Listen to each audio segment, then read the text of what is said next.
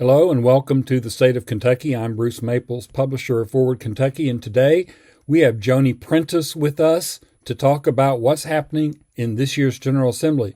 Before we begin, let me say that if you like State of Kentucky and our other videos, please hit the like button down below and subscribe so you see all of our videos and know what's going on. And as well, go to forwardky.com and become a member, and you can get more perks that way. All right, let's get started.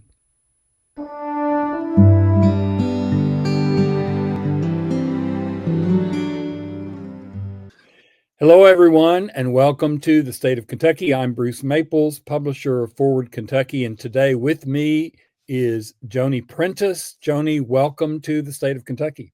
Thanks, Bruce. Good to be here. So Joanie is one of these amazing people that actually sits and watches committee meetings in Frankfort and actually tracks bills and keeps up with what's going on. So I thought it would be interesting to have you on and to talk about what we see in this year's General Assembly. Obviously, there's some things that maybe aren't so good, and there might be some things that are good. But before we get into that, I want to share this page with everybody. So let me put this up on the screen, and let me point out a couple of things. This is the LRC site, the Legislative Research Commission site, which you get to by going to legislature.ky.gov. And when you go there, you'll see a bunch of things. But what you care about right now is this thing that says bills. And when you click on bills, you get this page that we're on. And then if you go to 2025 regular session, you get all of the stuff that's going on in Frankfort. There's a ton of information on here. I'm not going to go through all of it, but I want to point out two or three things quickly. One is the committee calendar. If you click on this, you will see the committee meetings for that day and what they're going to talk about and so on and so forth. And then if you want to see what happened the day before, in the House, here's the proceedings, and in the Senate, here's the proceedings. And so you go and look at this. I'm going to click on the Senate proceedings, and here's all the bills that had something done to them yesterday in the Senate. But the ones you really want to pay attention to are down here where it got the first reading, second reading, and then finally passed. So those are the things I think that you want to pay attention to. That today is what we're going to be talking about. So let me get back to us. And so can I add two things? You may add anything you wish. That very first page that you showed, I think it's really important for people to know that you can watch it live, just like I do. So there's a button that says live coverage. And so if you ever want to go in and watch a committee meeting, or if you want to watch the sessions, just click that button. And then the other piece that I find really helpful is committee votes. When you get to that page that has proceedings on it, I love looking at the committee votes to see who voted what way in committee. That tells me a whole lot. Yes, I agree. What I do when I do the update every morning, and later I'll do the promo about Forward Kentucky. When I do the update every morning, I start by looking at the committee votes because I think it's interesting. It's a big PDF of all the committee votes, and you scroll down through it, and a whole bunch of them will be unanimous votes in committee. But occasionally you'll find one that's like, there was one yesterday that was 6-5. Yeah. And then rarely, but occasionally you'll find one that fails in committee. We had one that failed, yeah. Yes, so far. All right, so I'm thinking that I probably need to do a resource page on the website about how to use that site. That would probably be a good idea. Okay, Joanie, what's your overall impression of this year's session so far? Oh, it's been so boring. And it's moving so slowly here at the end. Oh, God. Well, I think a couple of things that I want to point out. There has been a lot of irregularity in the process this year. Sure. More so than there has been. I know you know that the League of Women Voting is tracking all the irregularities that are happening with how many readings a bill gets before it's even heard or assigned to a committee. I counted up, I color code them on my bill tracker, and I counted up right before this podcast 219 irregularities so far. And I may have missed some. And then the mule bills this session Yes. so far, I have 108 mule bills. I might be off one. I try to catch them all, but I think that's pretty close. Well, now let's take a minute for those watchers and listeners who may not know, what is a mule bill? A mule bill is a placeholder bill, and there are reasons, good reasons for there to be placeholder bills at times. The LRC staff are busy drafting all this bill language, and sometimes you just can't get to all of those bills. So a legislator will do a placeholder bill, or what we call a mule bill, until that draft language can get completed. But oftentimes, and I'm sure there are many of you that remember the sewer bill, a mule bill holds a place, and then they can stuff it with whatever they want to in the form of a committee sub when it gets heard in committee. And what we're seeing this session is that the mule bills get 2 readings before they even have any content, and then they go to committee, get a committee sub, and they come right out and get voted on. I think a mule bill went in yesterday at 11 a.m. and was voted on at 3 p.m. And that's not right.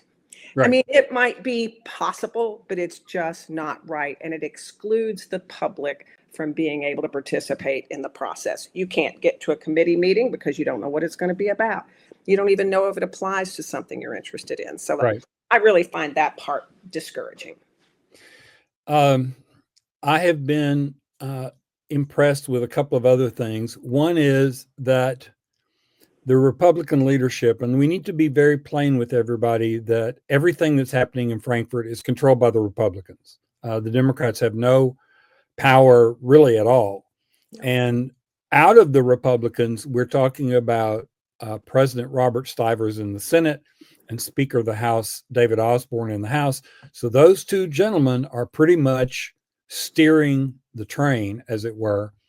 And so the bills that they have picked to be some of their primary bills are some of the cultural issues. They're coming after DEI. They're coming after other things that they think their base would care about. But once you get past those horrible bills, there are some good bills that are moving, which is nice to see. It's like, okay, we have to pay some dues over here. We're going to pay these dues over here. Once we pay those dues to the crazy people in our base, then we're going to go actually try and do a few good things. I agree. So I want to spend a few minutes talking about the bills we've seen. And I have my list, and I'm sure, Joanie, you have your list. I do. Let's talk about bad bills. I put up an article on the website on forwardkentucky.com the other day, 12 stinky bills. These were 12 bills that I thought really were bad bills. Some of them are moving, some of them maybe aren't. So that's a good thing. So tell me some of your top stinky bills. Oh, some of my stinky bills, I think, are the culture war bills. I mean, I think those are the big, I include 3 categories under that. I call it the anti-DEI bills, the anti-trans bill, and then the anti-immigrant bills. And those all mirror what's happening on the federal level. And Frankfurt wants to be the little, the little federal government.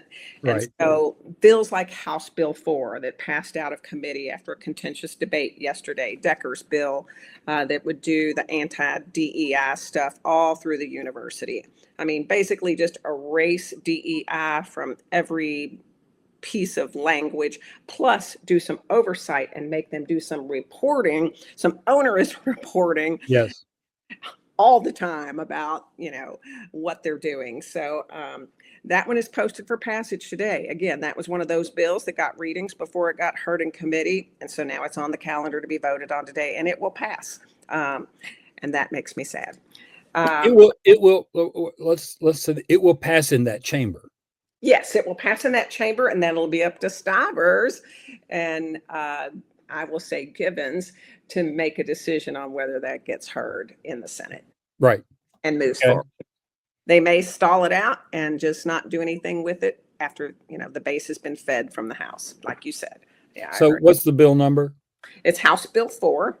Yep. So it's one of the top 10, which means it's a priority for leadership. Right. Okay, go on. Let's see. And then there's the anti-trans bills. And again, this mirrors the federal stuff. So Senate Bill 2, again, a high priority bill. That's Mike Wilson's bill. No health care for trans people that are incarcerated.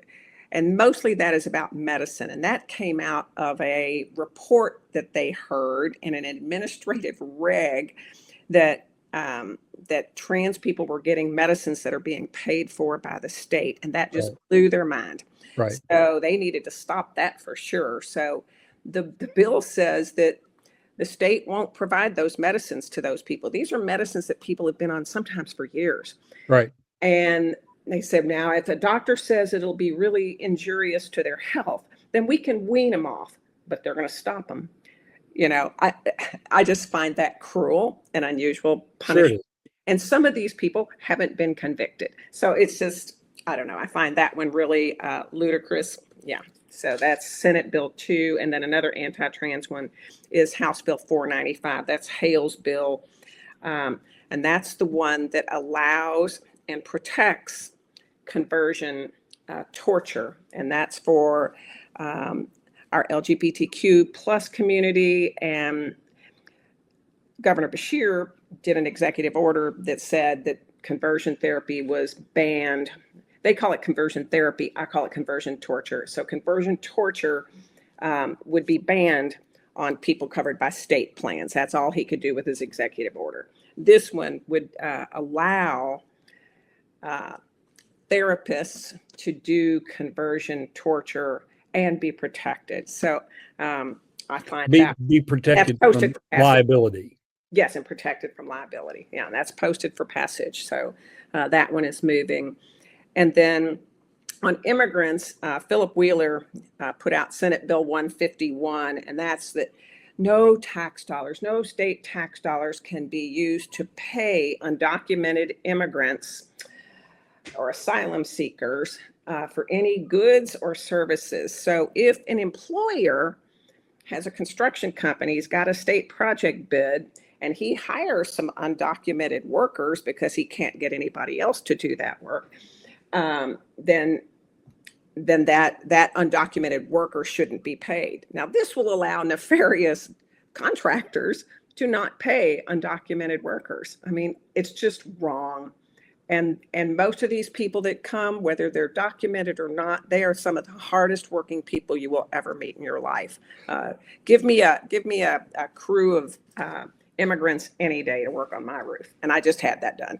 Well, that's exactly what I thought. It's like, okay, so good luck getting somebody to fix a roof on any state building. Yeah. Okay, yeah, those are some bad ones in the culture wars thing, and like there's a bunch of them that aren't moving. You know, I will say there is a bunch of them that aren't moving. There's some about ICE cooperation; those aren't moving. Right. And then Roberts had one where he wanted universities to ask all students their immigration status and report it to ICE. Those aren't moving. So a lot of the culture wars don't really move. The really egregious ones don't move.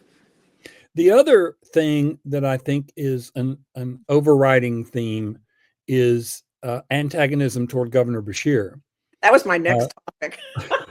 So, it's like, okay, in the morning update, I use emojis to indicate certain bills. And not so much this year, but last year I had an emoji of the person flexing their arm, and it was the legislature flexing its muscle against Governor Beshear. They're just all up in arms about administrative regulations. I mean, And there's some even sillier ones. I've got on my list 9 bills that I call anti-Andy bills. Yes. And well, give us a couple. Do you want the ridiculous ones or the ones that are moving? No, the ridiculous ones. Let's start with those. Let's start with the ridiculous ones. Let's see. Oh, so if the governor advocates for a public issue, this is all in response to Amendment 2 of last year. Right. He can be sued for up to $500,000 and be charged with a felony. Right. I just think that's, and then another silly one is that they don't want him to present any ceremonial checks without checking with the General Assembly first. Yes. By golly, those big checks. No, you can't do I that. tell you. And then there's the one about he has to ask permission before he travels overseas. Oh yeah, that was my next one. Yeah, yeah, and only the AG, the Attorney General, can initiate litigation with the feds. Andy would not be able to do that. So that's yeah, that's just silly. So what anti-Andy bills are moving? Let's see, House Bill 6, which is one of the administrative reg bills. That one has the House, so that's over in the Senate side now. Senate Bill 20, another administrative reg one, is passed out of committee. That passed back in February is what I've got. And then just today, there's one, and I don't know that it's so much an anti-Andy, but I think it basically is at that Senate Bill 84. That's the judicial review. It was a really good committee meeting. I like watching the committee meetings. You really find out a lot of information. There are so many smart people. Yeah. Cassie Chambers Armstrong is brilliant. Yes. But judicial review of agencies, they're basically saying it's the whole Chevron, the deference, the Chevron deference piece that came out of the Supreme Court. And so Kentucky wants to say that we can't give deference to any agencies. They don't want our judges to give any deference to agencies who have expertise in areas. Right. And we need to explain again for the listeners. The legislature passes laws, bills, but it's up then to the executive branch to implement them. Correct. And the legislature typically does not write processes and procedures and so on and so forth. That's up to the executive branch.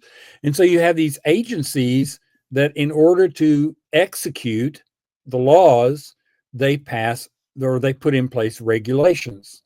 If the bill was about an income tax change, then they have to do all these regulations about how you do your income taxes. Well, now the legislature is saying, no, you can't do that without our permission. And the judicial review one, you're exactly right.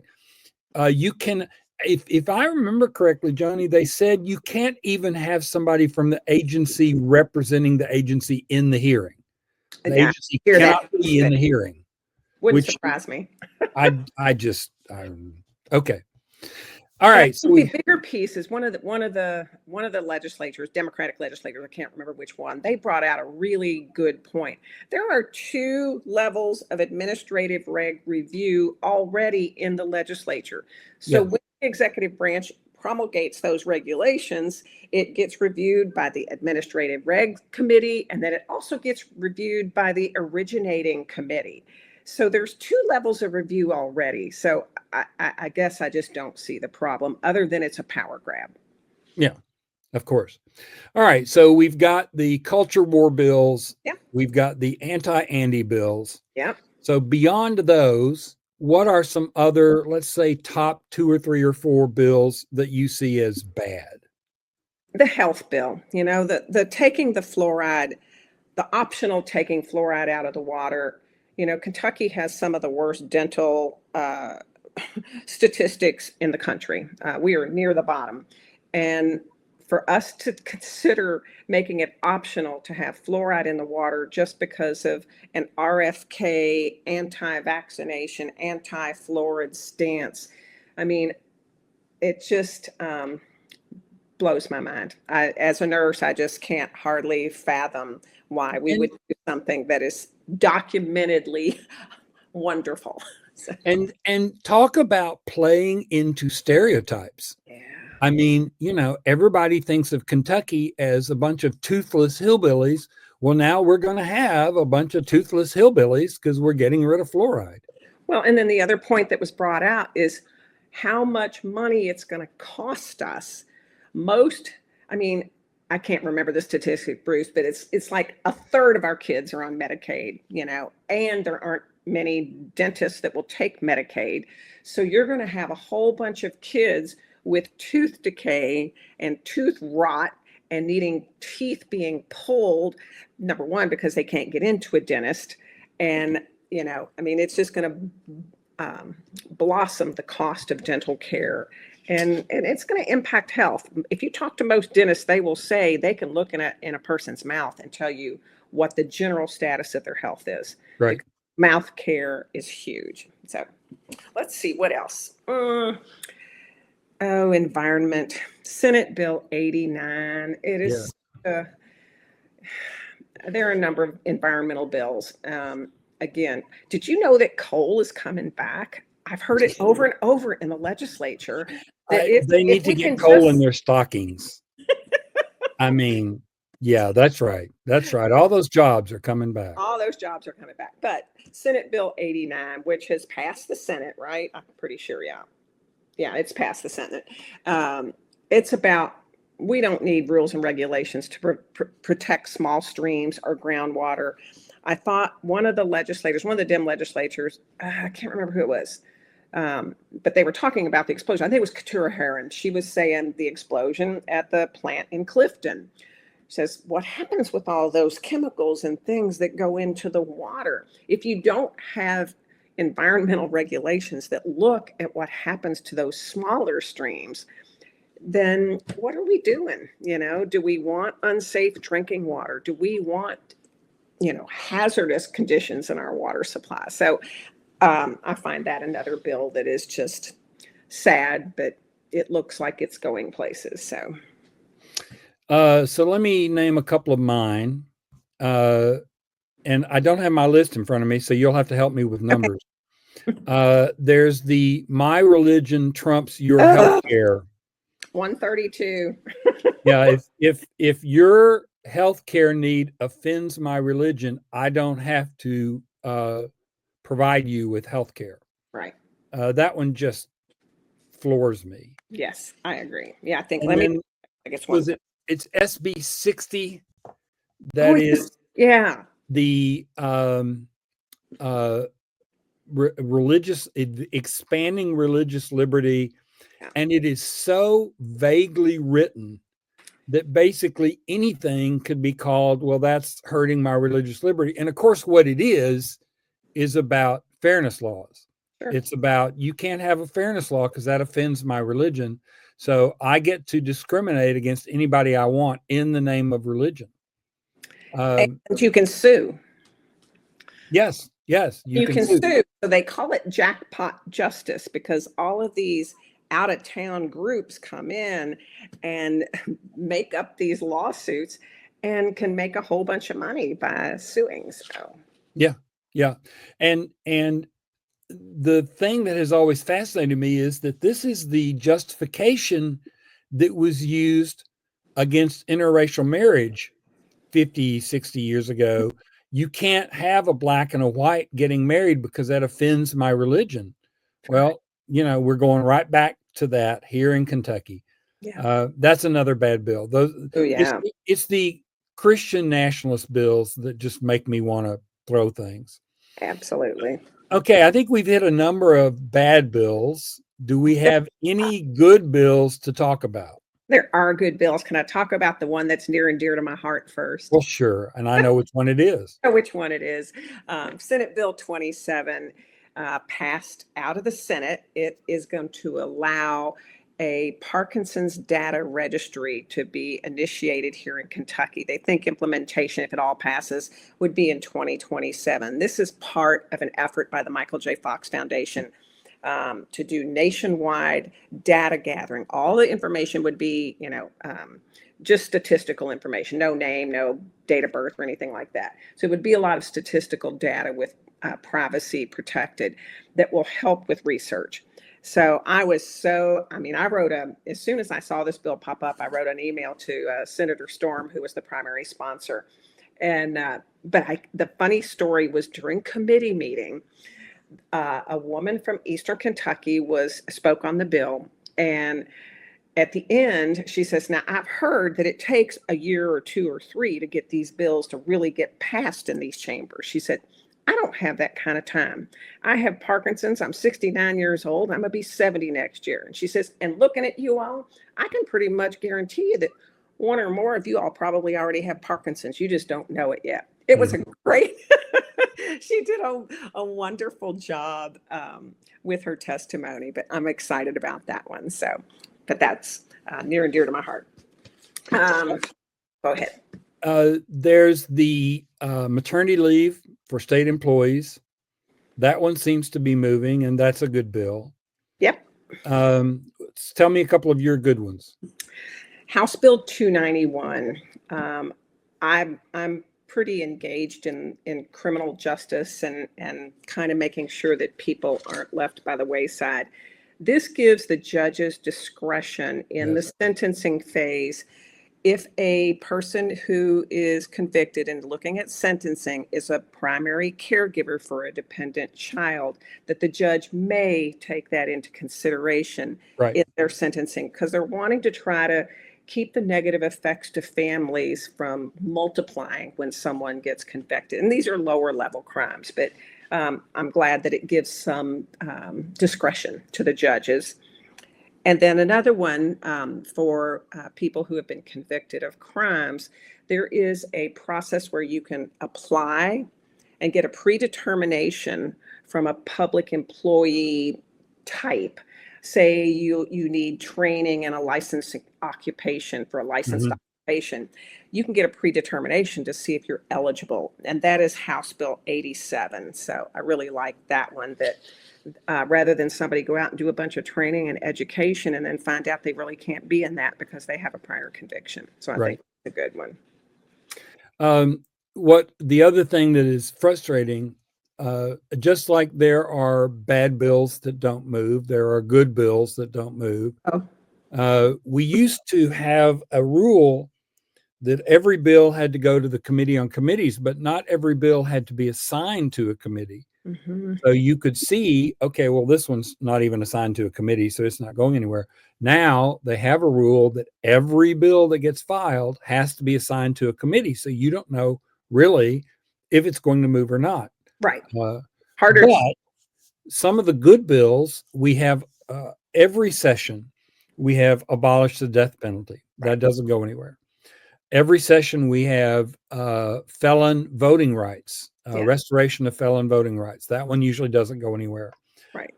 There's universal kindergarten, full day kindergarten, right, which they could fund with all this money they're throwing away with the income tax cut. You know, there are bills like that that you think, well, why wouldn't you do that? Well, because the Stivers and Osborne don't want that to move. For whatever the reason may be. Are there any other bad bills or good bills that you want to call out that we haven't talked about? I want to remark one thing to that, though, is what you were saying is what I have found and what I've seen after following this for a number of years is that they do recognize when there are good bills. They just come back with Republican sponsors. Yes. You have to have a Republican sponsor or you don't move. Right. If it's not although we've got some really good legislators that are good at doing bipartisan sponsorship. Tina Bojanowski's good at it. Lisa Wilner's good at it. And they're getting some bills to move. Cassie Chambers Armstrong got a bill passed, one of her solo bills. So I think the Democrats are kind of figuring out ways to work within the system and hopefully, move things along. A bad bill left that we haven't talked about is the anti-protest one. And this almost happened yesterday, from my understanding. I had to miss the committee hearing on House Bill 4, the anti-DEI, but apparently it was a little contentious and there was a threat to have the police remove this person from the committee room. So the anti-protest bill is House Bill, 399, and there would be penalties, misdemeanor all the way up to a felony D, for interfering, which hasn't really been well defined, with the legislator or committee meetings. So they really don't want us there, is the bottom line. And that is really sad. They have a supermajority. What are they afraid of? They can do anything they want. So. I don't get that one, but that's one. Can I do one environment bill? Do what? One more environment bill? Sure. House Bill 137 is one of the air quality bills. Mm-hmm. And when I listened to it in committee, what I realized was they don't want groups like React. It's a group out of Rubbertown that does the environmental justice work there, and they have done some of their own air quality studies, and now they don't want to allow those to be introduced into any type of commission study or anything like that. So Right. that's another mean bad bill. We also need to call out when the majority, whether it's Democrats or Republicans, by tradition, the first 10 bills in each chamber are the priority bills for the majority. Right. And so one of the things you can do is go to that legislative page that we talked about, go to the bill list, and then look at the first 10 bills and see, okay, these are what they think are important. I have been fascinated by what some of the priorities are. It's SB1. The number one bill in the Senate was the Kentucky Film Commission trying to get Hollywood to come make movies in Kentucky. I just found that I think it's okay, great. It's a good bill. It passed, I think, unanimously. It's Robert Stiver's bill. Of course, it passed unanimously. Yeah, right. But it's why would that be your number one? I just, Well, think about it last year too, though. His dream of I call them his legacy bills. So he wants these legacy bills. Sorry, yeah. President Stivers, but he wants to be remembered as he brought the film industry to Kentucky. He brought, a research triangle. He wants to be the North Carolina research triangle. So I think these are some of his vanity bills. Well, good for him if we get the next mega hit here in Kentucky. But in the meantime, we got to deal with tariffs and their effects on all of us. Yeah. Let me point out that if you want to really keep up with what's going on in the legislature, one way you can do that is to become a member of Forward Kentucky. Joanie writes articles for us. I write articles for us. And if you become a member at the $5 a month level, you have access to our bill trackers. And so you can track these things in real time. Every morning they're updated. And then if you're a $9 a month member, you can get the morning Kentucky General Assembly update, where I list everything that happened the day before and everything that's about to happen that morning. So go to forwardky.com, subscribe, and you can be just like Joanie and up to date on everything that's happening. Hey, Bruce, can I put in a plug for that morning update for the General Assembly? It is so good. Thank you for doing that. You are the best at making short titles out of what these bills are about. And I love that you put your little, your check marks, your green check marks and your red X's and stuff by that. At a glance, it is really an understandable piece and helps people to be able to know, oh, this is moving, or I need to look at this, or I need to call and voice my, opposition to that. So thank you for doing that. Well, you are welcome. I actually had a reader, a member, who wrote me an email about a particular bill that I frankly didn't understand. And this person sent me a long email explaining what it was. And she ended by saying, please give us a green check mark. Okay. I like that. I need to announce one other thing, and then we need to wrap it up. We have a new thing. Well, two new things. We have two new things on the website that I want to talk about quickly.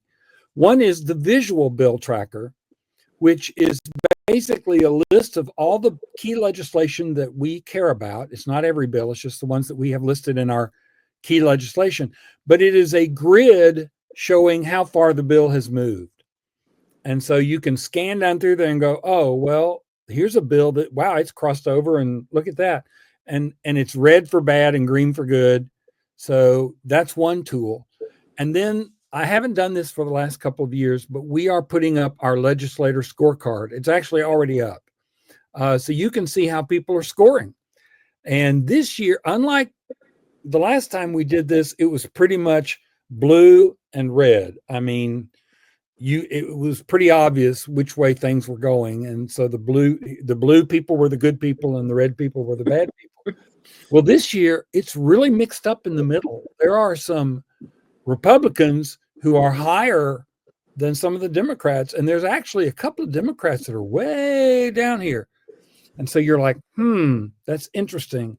So I'm going to put that up and promote it. Go check it out. I think I need to write a page on how to use it because it's not immediately obvious, but I think it's a good tool.